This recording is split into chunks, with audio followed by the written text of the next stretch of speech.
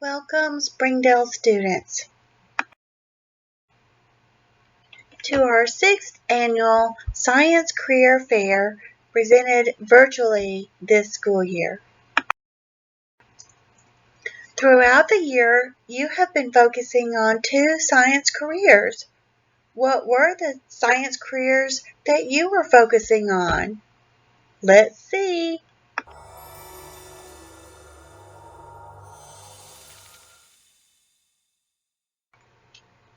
Although we couldn't do the Science Career Fair as we normally do on campus, we are very excited to bring a few amazing scientists to you virtually. Enjoy!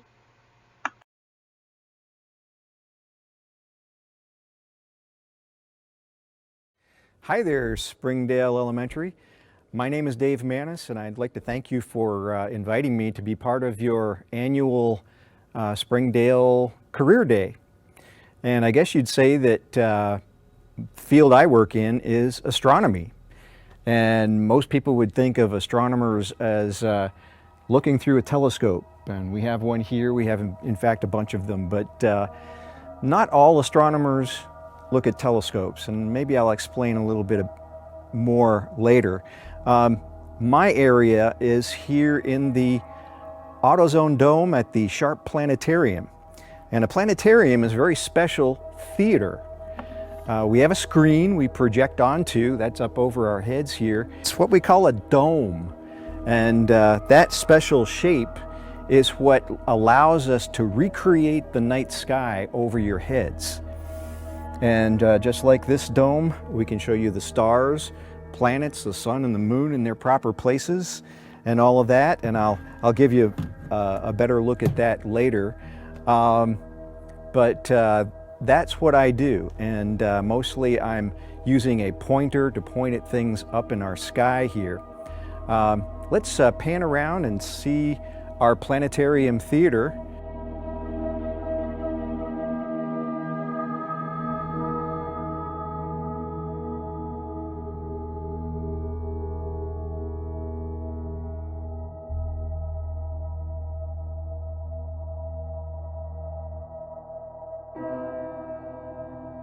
A lot of people do ask how I got into working in a planetarium as an astronomer. Well, I volunteered at my college planetarium, and I learned how to do programs there.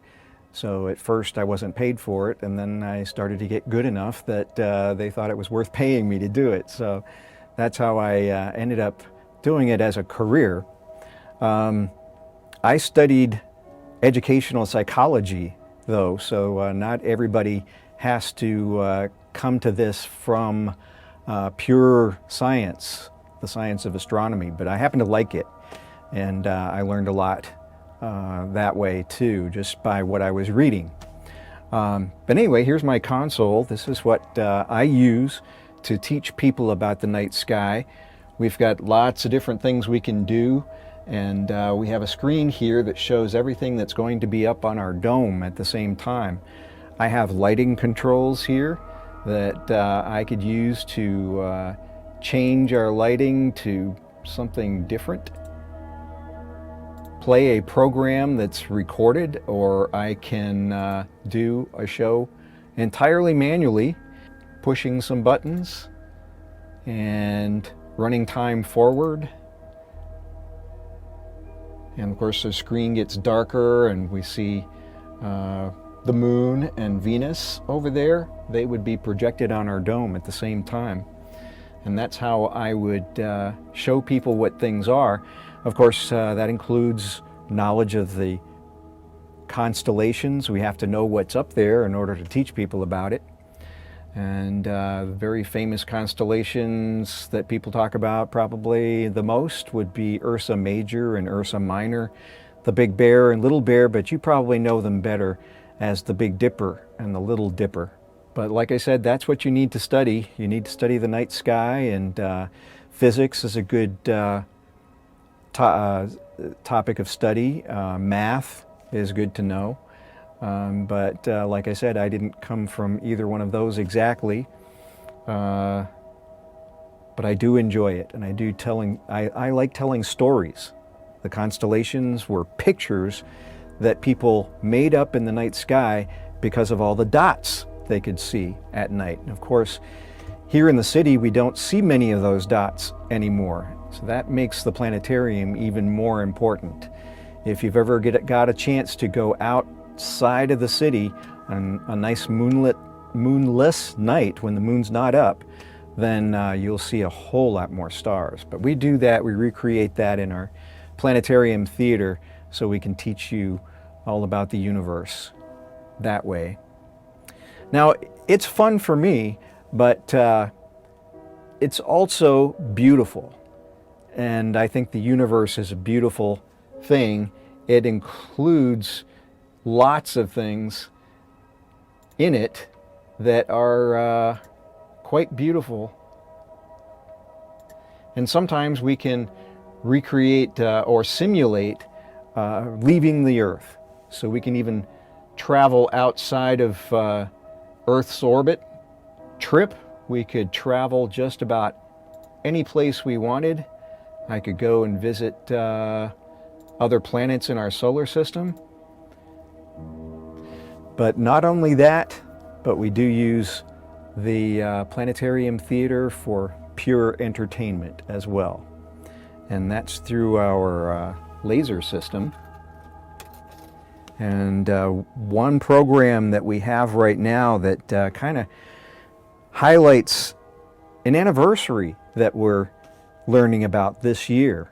Actually, several anniversaries. We passed the 50th anniversary of landing on the moon, but there was more than one mission that went to the moon. There were several.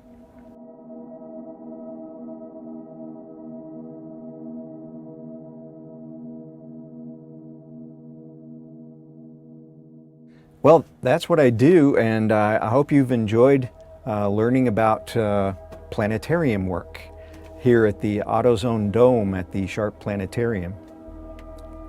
And good luck in your career choices.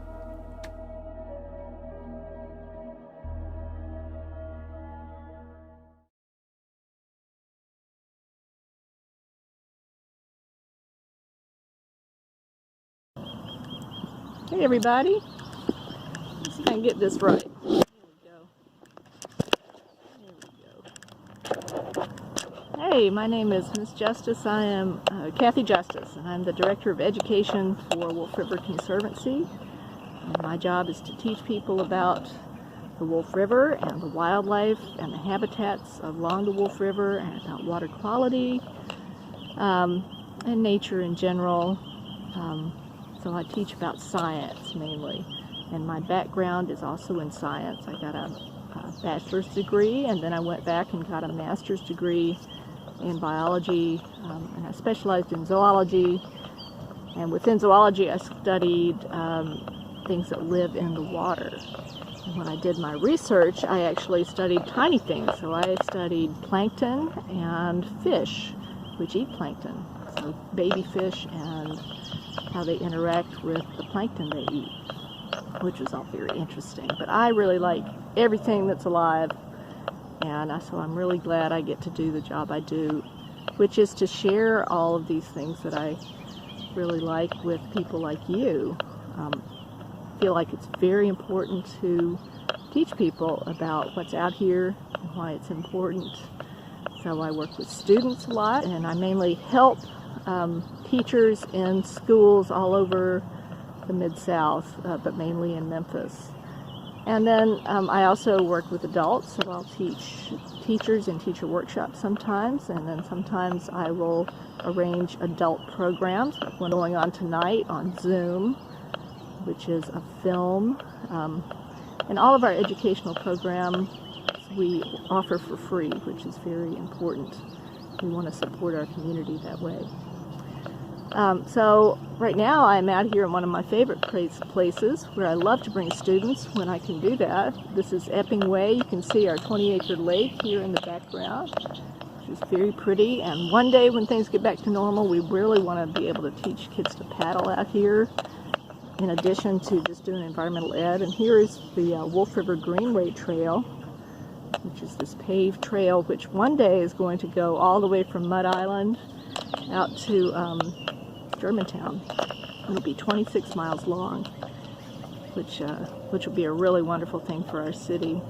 And then over here, on the other side of the trail, is a wetland, which is right behind me, right here, which is full of really neat plants like cattails and red-winged blackbirds, which are nesting in those cattails. I don't know if you can see it very well behind me. There's just a lot of living things doing all kinds of stuff out here in this wetland. And I had some kids with me. I'd get out a dip net and I would go out there and get some stuff for them to look at in pans up here where the grass is short. Right. So I really encourage you to, when you have some time this summer, get out, explore the Greenway if you want to. Family, you can come out here to Epping Way or any other part of the Greenway anytime, and connect to nature a little bit. You can always email me with any questions you might have about nature, about the Wolf River, and I will do my best to answer them. So my email is education@wolfriver.org. I'm happy to help in any way, and I look forward to meeting all of you in person one day. Take care and stay safe.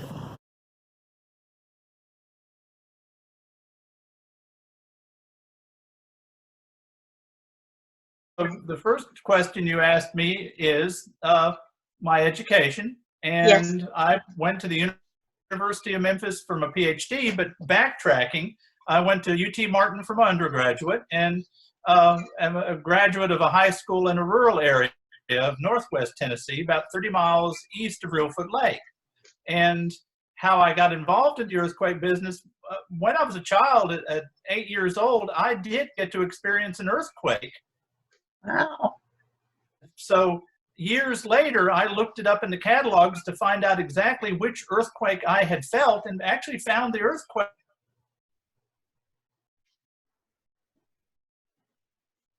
So you may also, I know you've asked me this before, but it's you know, do I enjoy what I do? And I do, because it's something new every day. For instance, today, a video conference with your high school. Tomorrow, setting up a podcast. Oh, elementary. Well, Right. Let's graduate them early. And Yeah. a podcast with Pink Palace Museum. Mhm. I talk to the media all the time. We work with web pages and such. And there's earthquake data that's constantly coming in from earthquakes. So it's Sounds exciting.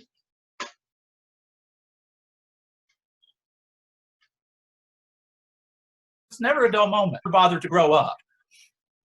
So even if we don't have earthquakes, other people's earthquakes, those seismic waves travel a distance, we get to record them, and they do record data as they travel through our area. So it's not wasted. None of it's wasted.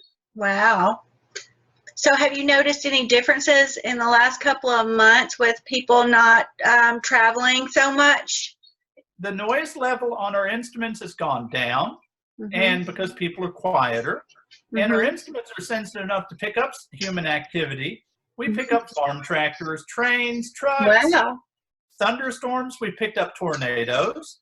We've picked up the space shuttle flying over, the sonic boom from that. We do get sonic boom.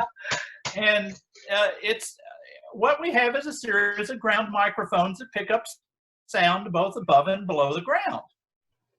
Wow, that's fascinating. You have a very fascinating sounding career, which is so exciting for our students to learn about. And I was wondering if there's a way that our students would be able to follow what you're doing. Well, there's our website at the University of Memphis. You just look up our acronym, CERI, and it brings up our front page. Okay. We also have a Facebook page where they can see a live earthquake map to see what's happening in the region, and you click on the little epicentral dots and get data on the earthquake. Oh, that's You can be wonderful. your own seismologist. Wonderful. So, next year, when this is all done, we will meet personally with your class again, minus the internet. And we'll do this, and I'll bring some shake tables. Okay, And bring some, great. I've actually got some more seismic equipment to show students that I've been gathering. Wonderful. So I have some cool stuff. Wonderful. And do you have anything else to say about your career or to our students about their careers? I would tell your students to never stop learning and never stop being curious, and the career will take care of itself. Thank you so much.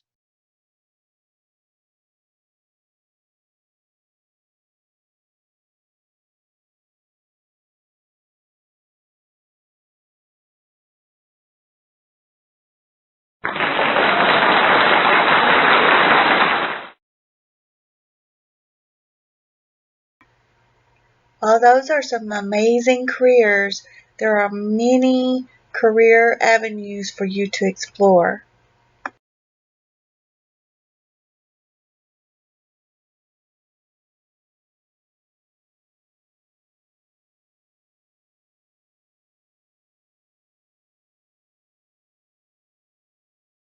Enjoy your exploration.